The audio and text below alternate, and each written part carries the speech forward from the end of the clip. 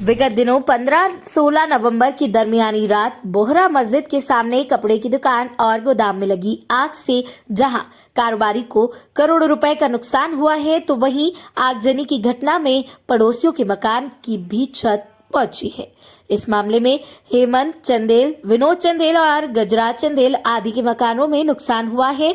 इन परिवारों के सदस्यों ने कलेक्ट्रेट को आवेदन सौंपकर आर्थिक सहायता और कार्रवाई किए जाने की मांग की है। आवेदन के मुताबिक आगजनी की घटना से इन परिवारों के मकानों में दरार पड़ गई है, वहीं घर गृहस्थी के सामानों को भी नुकसान पहुंचा है। परिवारों का कहना है कि घटना वाली रात हम अपने घरों से बाहर निकल आए थे और इस भयंकर आगजनी की घटना से हमें काफी नुकसान हुआ है। कोतवाली में भी हमारे द्वारा शिकायत की गई थी, लेकिन कोई कार्रवाई नहीं हुई है। इनकी मांग है कि नुकसान की आर्थिक मदद की जावे एवं प्रशासन जरूरी कार्रवाई करे। इधर आगजनी की घटना में पुलिस द्वारा एक आरोपी को गिरफ्तार किया है, उसे रिमांड पर भी लिया गया है। उससे पूछताछ में घटना के कारण व अन्य लोगों के नाम भी सामने आ सकते हैं।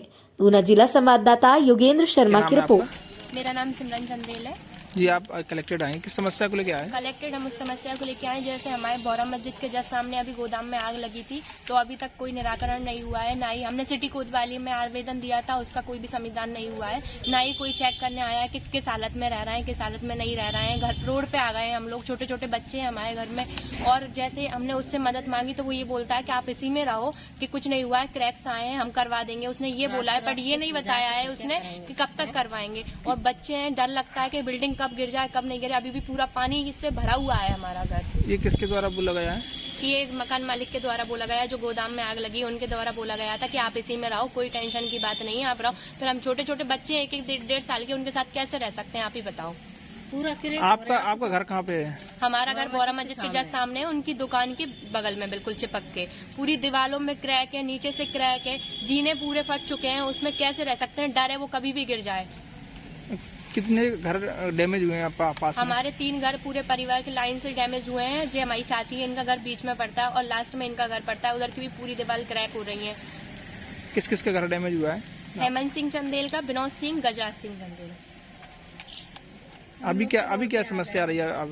अभी हम रह नहीं पा रहे हैं, हमारे पास में कोई भी काम नहीं है। कैसे बताओ आप, हमारे पापा वहीं चाय का ठेला लगाते हैं, ना उनकी कोई व्यवस्था हो पा रही। जैसे तैसे वो लगाए हैं, कौन जिम्मेदार है कि अगर वो ऊपर से जो छज्जा है वो गिर जाए तो जिम्मेदार तो कौन होगा? फिर उनने तो बोल दिया है आप यहीं रहो, किसी भी हालत में रहो। हम कैसे रह सकते हैं आप बताओ? अभी भी किराए के लिए हम पे पैसे नहीं है, फिर भी जैसे तैसे हम अपना गुजारा कर रहे हैं। 3 दिन तक उसने हमसे ये नहीं पूछा आप कैसे रह रहे हो। अभी आप आवेदन दिया था, क्या कहा? अभी कलेक्ट्रेट महोदय ने ये बोला है कि आप तहसील में दे दीजिए एक आवेदन, कार्रवाई की जाएगी।